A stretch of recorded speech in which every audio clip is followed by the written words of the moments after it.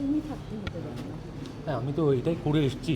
মানে ছোটোবেলা থেকে আমার মা এসছে, আমার বাবা এখানেই সামনে শিয়ালদাতে কাজ করতেন। আমার বাবা তো আগেও বলেছে এই কথাটা, বলার অপেক্ষা রাখে না, যে আমি কলেজের এই সামনে আমার সুরেন্দ্রনাথ কলেজ ছিল, এই কলেজে জিএস ছিলাম। আমি যখন ওইখানে গাড়ি নিয়ে আসছিলাম, আমি দাঁড় করালাম গাড়িটা, যে দোকান থেকে আমি চা খেতাম, অর্জুনদার চায়ের দোকান, তার ছেলেরা এখন চালায়। মুখটা বাড়াতে দেরি, তারা আমাকে শিল্পী হিসাবে চেনে না, তারা তুই বলে আমাকে তাড়াতাড়ি তাড়াতাড়ি আসলো, কী রে কেমন আছিস। আমি কিন্তু প্রায় 16-17 বছর পর তাদের সঙ্গে কথা বলছি। তো আমি জিএস ছিলাম, কলেজের সেক্রেটারি ছিলাম, আমি পুজো কমিটি চালিয়েছি। কেউ কখনো অনৈতিক কাজে আমাকে দেখেনি, ভবিষ্যতেও দেখবে না। এবং লাস্ট 15 থেকে 16-17 বছর কখনোই কোনো অনৈতিক কাজের সঙ্গে আমি যুক্ত ছিলাম না এবং যুক্ত থাকবো না। তুমি যে কলেজটার কথা বললে সেই কলেজটার এখনকার ছবিটা কি খারাপ লাগায়, মানে যেহেতু তুমি দেখো, নিজেই আজকের দিনে আমি কোনো না মানে অশুভ কথা বলবো না। তোমাদের ডেফিনেটলি খারাপ লেগেছে, বাকি মানুষেরও খারাপ লাগবে।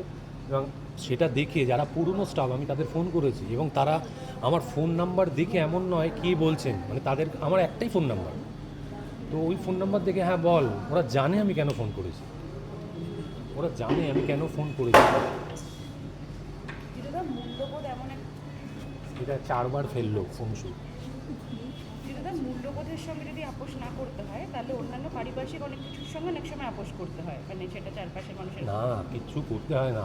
আমার যদি বেশি খিদে না থাকে, আমার যতটুক পেট, আমার যতটুক খিদা নিবারণের জন্য, বেঁচে থাকার জন্য দরকার, সেটা ঈশ্বর সবাইকে দিয়েছে।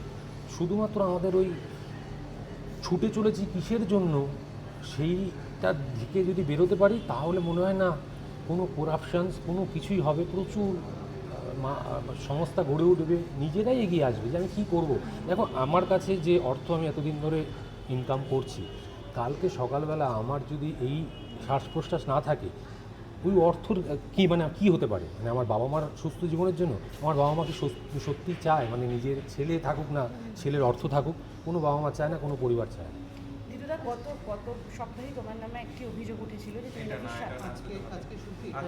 আচ্ছা, অনেকেই তো অনেক সংগঠনের সঙ্গে যুক্ত হচ্ছে, তোমার এই সংগঠনের সঙ্গে যুক্ত করা কেন নিজেকে? এইটা আমার হচ্ছে ওই যেটা বললাম, আমি আমার কাছে প্রচুর চিঠি আসে, প্রচুর অর্থ আসে, আমি ব্লেসড, মানে সেটা লাস্ট 4 বছর ধরে আরও বেড়েছে। মানে সেই অর্থ বাইরে থেকেও গুজে, চিঠির মধ্যে গুজে আসে। সেই অর্থ জমাতে জমাতে ধরো কখনো কারুর সাহায্যে যাচ্ছে, আমি নামগুলো নিচ্ছি না, তোমরা নিজেরা জানো, বারবার এই সাহায্য করলাম, এই ব্যাপারটার মধ্যে কখনোই আমরা আমাদের অর্গানাইজেশনে কেউই থাকতে চাই না।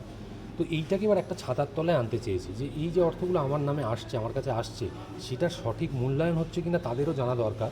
আমরা যেমন প্রত্যেক বছর অডিট করবো, অডিট তো করতে হয়ই এনজিও সংস্থা, সেই অডিট একদম তোমাদের হাতে হোক, মিডিয়ার হাতে হোক, সোশ্যাল সাইটে হোক, আমরা প্রেজেন্ট করবো। মানে আমাদের কোনো রকমের আয়নার মতো থাকবে। বললাম তো, একদিন বা 1.5 দিন হয়েছে, সেখানে 2,80,000 টাকার মতো ডোনেশন আমরা পেয়েছি। 10 টাকা ডোনেশনও আছে, আবার 70,000 টাকার ডোনেশনও রয়েছে। It's phenomenal. জিতুদা, একটা অর্গানাইজেশন চালানো এবং যেটা তোমার নাম এবং সঙ্গে তো ইউনিভার্স রয়েছে, বহু মানুষ রয়েছে, সততার সঙ্গে চালানো, সেটা অনেকটা সময় দিতে হয়, অভিনয় সঙ্গে এইটা কি করবে, মানে পরবর্তী না, একটা পুরো কমিটি রয়েছে এবং সেই কমিটিতে এসবিআই এর মাথা বলতে সেরকম রয়েছে, রেলওয়ে, মেট্রো রেলওয়ে লয়ার রয়েছে, শিক্ষক রয়েছে, মানে ঘরোয়া বউ, তিনি এখন ওয়াইফ, কিন্তু তিনি আগে পড়াতেন, তিনি ইউনিভার্সিটিতে পড়াতেন, লেখিকা রয়েছে। তো এই রকম লোকজনকে রাখা রয়েছে যারা নিজেরাই এতদিন ধরে কন্ট্রিবিউট করেছে। তারাই চাইছিল একটা ছাতা। নামটা সত্যি আমার ব্যবহার হয়েছে এখানে, আমার প্রথমে অনীহা ছিল। দেখো, আমরা যে সোসাইটিতে বাস করছি, একটা তো ভয় কাজ করে। তারপরে ভাবলাম এই ভয়টাকে যদি জয় না করতে পারি, তাহলে ওই সারা জীবন প্রতিবাদী করে যাব, নিজেকে এক স্টেপ এগিয়ে আসতে হবে। হোক না, আমার নামটা ব্যবহার হচ্ছে, হোক। আমি নার্সিং করব, তারাও রয়েছে, তারাও নার্সিং করবে। কোনো রকমের হবে না, মানে হতে দেবো না আমি। টলিউডের কেউ এগিয়ে এলো? হ্যাঁ, তোমায় অনেক সবাই congratulate উইশ করবে করেছে। নাকি? জিদ্দা আমাকে পাঠিয়েছেন, হ্যাঁ। বাকি অনেকেই আমাকে এখনও এসএমএস করছে। আমি কাউকে না ওইভাবে হাতে লেখা চিঠি মানে বলে কী করে বোঝাবো, কীভাবে নেবে, তাই জন্য খুব একটা বলিনি। বাট পরের বার থেকে ডেফিনেটলি বলবো।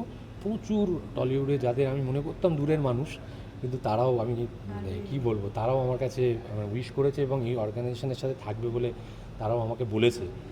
এবার থ্যাংক ইউ ভেরি মাচ সবাইকে। সারাদিন এসেছেন তাদের অসংখ্য ধন্যবাদ। যারা সব শরীরে আসতে পারেননি মানসিকভাবে আমাদের থেকে আশীর্বাদ জানাচ্ছেন তাদেরকেও অনেক অনেক ধন্যবাদ। আপনারা যখন এই যে দেওয়ালে পোস্টিং গুলো হয়েছে আমরা হাতে লিখে করেছি, আপনারা যাওয়ার সময় একটা বই যাবেন। আমি যাদের কাছে আমাদের আমন্ত্রণ পত্র পাঠানোর চেষ্টা করেছি, যাদের কাছে পৌঁছেছে, দেখবেন আমরা হাতে লিখেই চিঠি করেছি, একটা কার্ড ছাপাতে পারতাম। সেটুকু অর্থ যদি বাঁচিয়ে রাখা যায় এই প্রয়াসটার জন্য করা, যদি চিঠিটা ভালো করে পড়ে, আমার খুব একটা বিশেষ বলার কিছু নেই। যেহেতু নামটা ব্যবহার হয়েছে বলে আমাকে এখানে আসতে বলা হয়েছে, আমিও মানসিকভাবে বহুদিন ধরে এখানে এই কাজগুলোর সঙ্গে যুক্ত হয়েছি এবং একটা ছাতার তলায় অনেকে জড়িত হয়েছে যারা এই মনস্ক, যারা এই মানসিক অবস্থার মধ্যে দিয়ে আমরা যাই। আমি দু একটা কথা বলা যায় এবং আমার যারা সিনিয়র রয়েছে এবং জুনিয়র রয়েছে যারা তাদের পারমিশন নিয়ে বলি, যেমন বলেন আমার জামা কাপড় আমি একটা জামা কাপড় দুবার পরলে সেটা নিয়েও আমাকে সমালোচনা করবে। এই সমালোচনাটাই আমাকে এই কাজে বেশি করে নিয়োজিত করেছে। আমি যে পরিবার থেকে উঠে আসছে এবং আমার মতো যারা বক্তব্য শুনছে বা যারা এই মিডিয়ার বন্ধুরা তাদের মানুষ শুনবে, বহু মানুষ রয়েছে যাদের পোষাও জোটে না। আমি দুই রকম একটা পরিবার থেকে উঠে আসা মানুষ।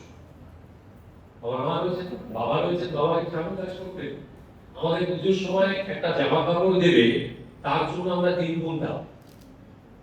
আজকে নতুন জামা কাপড় রয়েছে,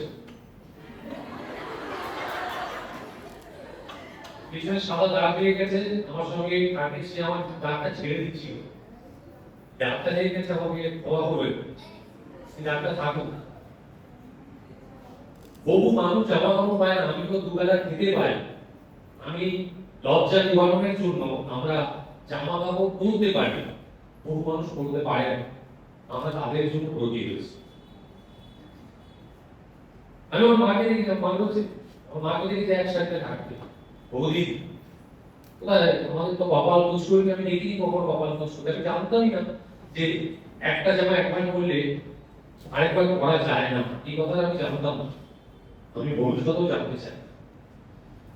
আমি হাততালি পাওয়ার জন্য কথা বলছি না, প্লিজ আপনারা হাততালি দেবেন যাদের কথায় দেওয়া উচিত তাদের।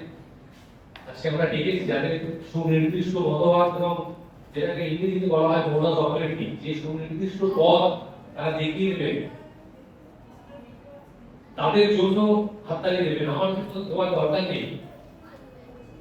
এই কাজটা আমাদের হয়েছিল আমার কাছে, আমি চিঠি করতে ভালোবাসি, আমার কাছে চিঠি প্রচুর আসে, এখনো আসে, এবং চিঠির মধ্যে প্রচুর অর্থ আসে এবং ক্যাশ টাকা, কেউ চেক দিয়েছে, কেউ বাইরে থেকে পাউন্ড ডলার এরকম করেছে এবং সেটা অনেক পরিমাণ টাকা।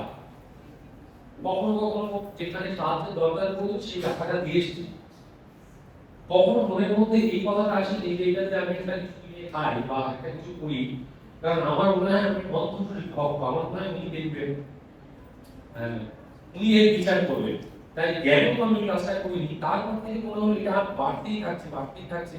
একটা ছাতা তোলায় আমার দরকার আছে। আমরা 1.5 দিন একটা ব্যাংক অ্যাকাউন্ট খুলেছি, যে ব্যাংক অ্যাকাউন্টে 2.5 লক্ষ টাকার বেশি রয়েছে। এই 2.5 লক্ষ টাকাও আমাদের কাছে। তো এই যে টাকাটা আসছে, এটা একটা ছাদের তলায় আসুন। আপনাদের মধ্যে করি, আপনাদের যারা রয়েছেন এই কমিটিতে বা যারা রয়েছেন, আপনারা রয়েছেন, আপনারাই দিক দেখাবেন। আপনি রয়েছেন, যারা সিনিয়র রয়েছেন তারাই দিক দেখাবেন। শুধুমাত্র অর্থ দিয়ে আমাদের সাহায্য করবো এমনটা আমাদের কিন্তু প্রতিশ্রুতি নয়। বহু মানুষ রয়েছে যারা সময় চায়, জানেন তো আমাদের কাছে সব থেকে দামি বস্তু হচ্ছে সময়, টাইম। Time is precious. আপনার পাশের জন্য আপনার সময় দিচ্ছে, আপনারা যে আমাদের সময় দিচ্ছে, আমাদের সময় দিচ্ছে, আমরা কিন্তু ধন্য। এখানে একজন রয়েছে যিনি পৃথিবীতে একা। আমরা সেই প্রয়াসেও ব্রতী হয়েছি যে একা থাকলে একটা মানুষ যেন পাশে থেকে বুঝতে পারে এই পৃথিবীটা সবার, এই পৃথিবীটা কারো একা নয়। আমরা এই পৃথিবী দাঁড়ালি করতে আসিনি, আমরা এই পৃথিবীটাকে আরো সুন্দর উন্নত করতে এসেছি। আমার বন্ধু, আমার ছোটবেলাকার বন্ধু জবাব, এই যে বাচ্চাটি দাঁড়িয়ে নাচলো, তাহলে ও জন্মের মেয়ে কিন্তু আমার উপরে জন্ম নিয়েছে, বিশ্বাস করো। ও আমার উপরে জন্ম নিয়েছে, ডাক্তার আমাকে ও যখন হয়েছিল আমার হাতে তুলে দিয়েছিল, আমি ওকে কোলে নিয়ে এসেছি। সেই যেন দেখুক যে তার বাবা এবং তার কাকারা এমন কোনো কাজ করছে যে কাজটা দৃষ্টান্ত স্থাপন করতে পারে। আশপাশে আমরা বহু কাজ দেখছি, সেগুলো দৃষ্টান্ত স্থাপনের মতো কি আপনারা প্রশ্ন করবেন? ভালোটা খুঁজে নিতে হবে। পৃথিবীতে ভালো মানুষের অভাব নেই, ভালো মানুষের চুপ থাকার অভাব হয়েছে। খারাপ মানুষ তো রয়েছে, কিন্তু ভালো মানুষদের কথা বলতে হবে, দয়া করে প্রতিবাদ করতে হবে। আদারওয়াইজ আপনার ভালো কাজ করে যান। রামপিক স্যার আমার একজন সাথে পরিচয় হয়েছে, তিনি পরিবেশবিদ, তিনি বৃক্ষরোপণ করেন। তিনি আমাকে একটা কথা বলেছেন, আমার খুব দারুণ লেগেছে। বলছে আমার গাছ না গাছ লাগানো, কি গাছ কাটছে সেটা দেখার নয়, যে গাছ কাটছে তাকে একবার কি বললাম, যদি সে না শোনে আমি কাউকে যাই মানে আমার কি একটা গাছ লাগাই পাশে। তো আমাকে অন্যভাবে দর্শন, উনি আমার অন্য একটা দর্শন দেখালো যে আমি বহু প্রতিবাদে আমাকে দেখেছেন, প্রতিবাদ না করে আমি আমার কাজ শুরু করে যেতে পারি। সেই প্রয়াসই আজকে আমাদের এই ক্লাস ওপেন করা। সুজাতা রয়েছেন, আমার লোকাল এলাকায় প্রচুর মানুষকে ইংরেজি শিক্ষায় শিক্ষিত করেছেন। সুপ্রামান রয়েছেন, প্রদীপ স্যার রয়েছেন, আপনাদের নাম বলে যাচ্ছে। ডেফিনেটলি পাপিয়া রয়েছে, যে আমাদের গরম চা করে খাওয়ায়, তাহলে আমাদের মিটিং পেয়ে গেছে। আমার অনেকগুলো নাম মাথার মধ্যে ঘুরপাক খায়, কিন্তু আমি নিতে পারি না। শিউলি নাম রয়েছে, আর কারো নাম ভুলে যাচ্ছে। ঋতু কর্ণা রয়েছে, আমাকে ম্যাম ধরিয়ে দিলেন, আসল নামটা ভুলে যাচ্ছে। আমার এইটাই ভুল হয়, আমি মনে রাখতে পারি, মনে রাখছি। এখানে প্রত্যেকটা মানুষ রয়েছে, আমি তো প্রত্যেকের নাম নিতে পারলাম না, তো আমি ওদের তাদের কাছে সুঅবস্থায় আছে। মানসিকভাবে এবং শারীরিকভাবে তো ডেফিনেটলি আপনারা সাহায্য না করবে।